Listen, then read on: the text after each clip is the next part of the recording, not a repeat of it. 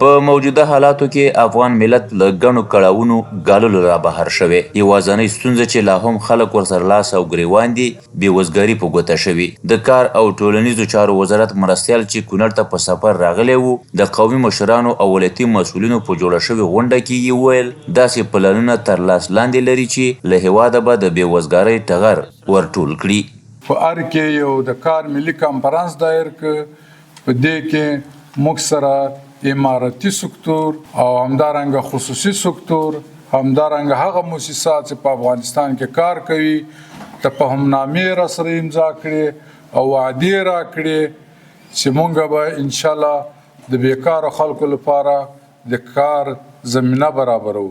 په دې ناسته کې بیا قومي مشرانو د کونړ پر سیند د اساسي برېښنا بندونو جوړېده د ټول هېواد په کچه د بیکارۍ په له منځه وړلو او کاري فرصتونو برابرولو په برخه کې اغېزمن وبلل او دې کړنې عملي کولو ته یې د اسلامي امارت د مسؤلینو د لازمې پاملرنې غوښتنه وکړه.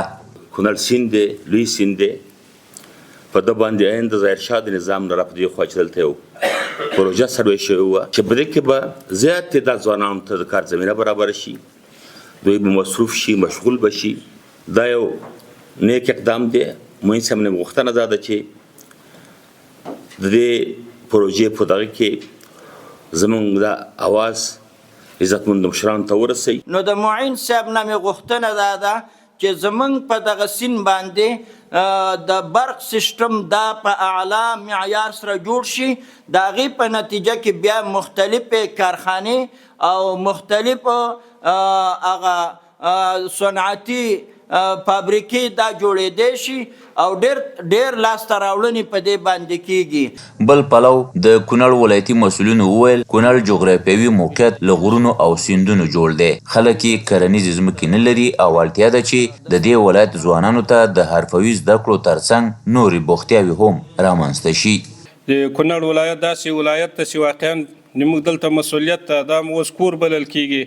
د دغه ولایت مشکلات ډیر دي او ځکه چې دلته زراعتي ځمکې هم دونه نسته. تاسو خپل هم وګرځېداست، غرني ساحې دي، غرونه او درې دي، نو څونه چې دلته د تجارت په لحاظ باندې هم څه نسته. د ځوانانو دپاره د کار زمینه مساعده شي. په دې کې تاسو خاصه توجه غواړو. د یادونې وړ د دمګړۍ په دې ولایت کې د کار او ټولنیزو چارو د ریاست لخوا په څو روزنتونونو کې سلګونه تنه په زده کړو بوخت دي او سلګونو نورو هغو ته د حرفوي زده کړو او کار اسانتیاوې رامنځته شوي دي.